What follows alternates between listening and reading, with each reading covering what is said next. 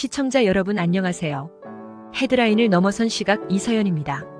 어제 미시간 고등학교 총격 사건에 대한 재판이 있고 나서 현재 여기 미국은 많은 갑론을 박 공방이 벌어지고 있습니다. 그럼 오늘은 이번 사건 재판에 대한 찬성과 반대하는 이들의 입장을 함께 나누어 보려고 합니다. 2021년 11월에 벌어진 미시건 옥스포드 고등학교 총격 사건에 대한 총격범 학생의 어머니인 제니퍼에 대한 재판이 9일 만에 드디어 어제 유죄가 선고되었습니다. 법정에서 피해자들 가족과 증인들 증언이 7일간 진행되었고, 그리고 나서 배심원단이 또 이틀간 공방 끝에 최종 판결이 이루어졌습니다. 참고로 배심원단은 여성 6명과 남성 6명 이렇게 도합 12명으로 구성되었습니다. 최종 4월 9일에 판사의 양형이 있고 제니퍼는 변호사를 통해 항소할 것으로 알려졌습니다.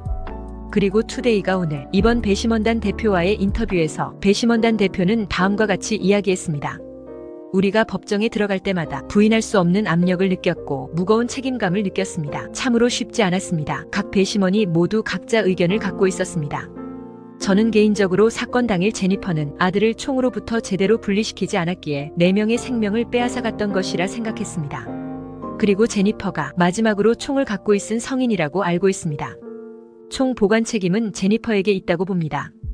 아들이 부모에게 정신적 도움을 요청할 때 부모가 도움을 주지 않았다고 지적한 내용은 구형에 도움이 되었나는 앵커의 질문에 배심원단 대표는 제니퍼가 총을 제대로 보관하지 않았었다는 것보다는 충격적이지 않다고 답했습니다.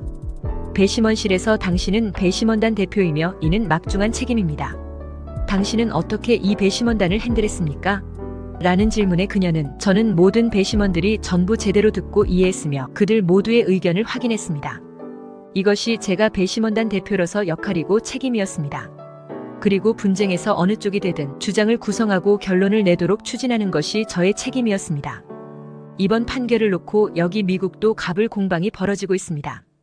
우선은 CBS와의 인터뷰에서 미시간 주립대학교 법학과 교수 바바라 오브라이언은 다음과 같이 말합니다. 배심원이 유죄로 판결한 주요 원인은 엄마 제니퍼가 맨 마지막으로 총을 소지한 성인이었다는데 초점을 맞추었다고 한다. 아들과 함께 사격장에서 사격 연습을 한 다음에 그녀가 마지막으로 총을 소지하고 있었다는 것이 왜 그토록 중요하냐면 10대 자녀를 둔 부모면 그 아이들이 어느 시점에서 무엇을 하는지 무엇을 할지 알 수 없다는 것은 모두 알고 있다. 그리고 이 사건은 다른 사건에 비해 극단적이다. 부모는 총격범인 아들이 겪고 있는 정신적 문제를 알고 있고 사건 발생한 날 아침에 학교에서 아이가 그린 충격적인 그림에 대해 학교와 회의 시간을 가졌다는 사실, 아이가 그린 총기 그림에 나온 것과 똑같은 총을 그들이 소유하고 있다는 사실을 학교에 언급하지 않았다. 이것이 검사가 부모를 추적하도록 용기를 주었다. 총을 제대로 보관하지 않은 것과 소홀해서 총을 아이가 만진 것 사이에는 큰 차이가 있다. 이제 4월 9일에 있을 재판에서 판사가 얼마를 양형할지는 아마 그녀의 범죄 기록이 있었는지 등을 함께 참고해서 결론이 날 것이다. 이번 안건을 배심원단이 과실치사죄로 유죄를 선고했다는데 매우 의미가 있는 것이다. 반대로 28년 경력의 형사변호인 스콧 라이쉬는 이는 위험한 선례라고 생각한다고 말합니다.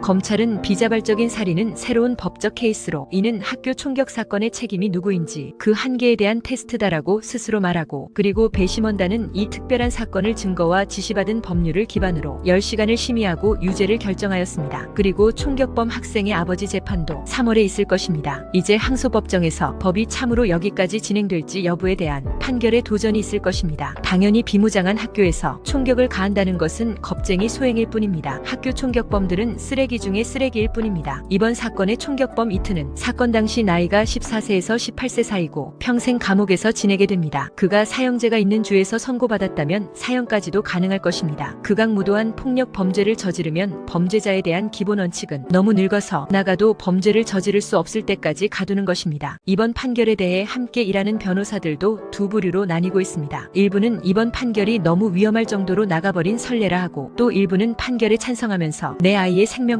총격범 학생의 생명권보다 더 소중하다고 합니다. 부모가 총을 잘 보관한다 칩시다. 학교 운동장이거나 페이스북이나 인스타그램 및 기타 소셜미디어 앱에는 갱단과 깡패가 있는 페이지가 있고 총이 필요한 사람들은 그곳에서 구입하기도 합니다. 10대 아이들은 부모에게 시시콜콜 말하지도 않습니다. 모든 것이 대개 단답형으로 혹은 네, 혹은 아니요입니다. 그리고 정신건강 문제에 대해 이야기해봅시다. 솔직히 현대를 살아가는 많은 사람들이 정신건강 문제를 안고 살아갑니다. 스스로는 알지만 약을 먹고 먹고 자가치료를 합니다. 많은 경우 도움을 원하지 않습니다. 정신건강 이슈가 있다는 낙인이 찍히는 것을 원하지 않거든요. 부모를 유죄라고 인정할 때 총격을 가한 학생의 학교에 대해 생각해봅시다. 학교 카운셀러는 총격범이 학교에서 이상한 행동을 하는 걸 알고 있음에도 아무런 행동도 취하지 않았다고 증언하였습니다. 왜죠?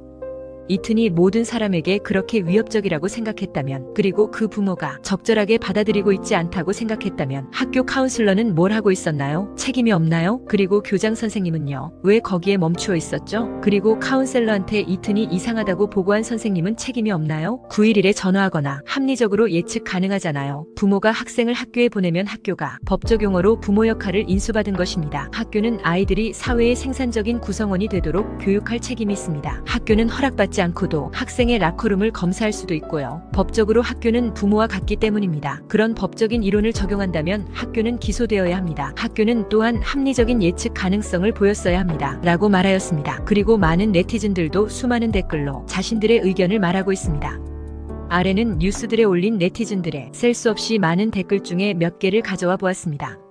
나는 모든 종류의 총에 쉽게 접근할 수 있는 하우스에서 자랐습니다. 저나 제 형제 자매들은 허락받은 연습장에서만 사격을 했고, 그 외는 총을 만지거나 심지어 쳐다보러 가야겠다는 순간적인 생각조차 한 번도 해본 적이 없습니다. 학교 총격범이 아닌 공감과 생명 존중을 갖춘 아이로 키우는 것은 가능합니다. 18세 미만 자녀에 대한 부모의 책임은 항상 있습니다. 아이는 도움을 구했고 그것은 그를 비참하게 실망시킨 귀머거리 자기중심적이고 이기적인 부모에게 떨어졌습니다. 이 4명의 피해자는 무죄였으며 그들의 유일한 죄는 그날 학교에 간 것이었습니다. 제니퍼는 피해자 가족들에게 사과하지 않았고 자신과 자신이 잃은 것에 대해서만 증언했습니다. 자녀가 도움을 요청할 때 주의를 기울이십시오. 제니퍼는 불안정한 아들과 함께 보낸 것보다 자신의 말과 더 많은 시간을 보냈고 더 많은 관계를 맺었습니다. 방치는 총이 잠겨있지 않은 것보다 더 심각합니다. 양육은 단지 아기를 만드는 것 이상입니다. 부모 여러분, 그들에게 옳은 것과 그른 것의 차이를 가르쳐야 합니다. 그리고 반대하는 댓글도 많습니다. 잘못된 판결이 내려졌습니다. 부모님은 아무것도 안 하셨습니다. 학교는 아이를 학교에 두었습니다. 그들의 잘못입니다. 이제 우리는 학교에도 책임을 물을 필요가 있습니다. 그들은 위험해 보이는 이튼이 학교에 머물도록 허락했고, 그가 수업 시간에 그린 것을 발견했을 때 책가방이나 소지품을 검사하지 않았습니다. 그녀의 변호사는 불쾌하고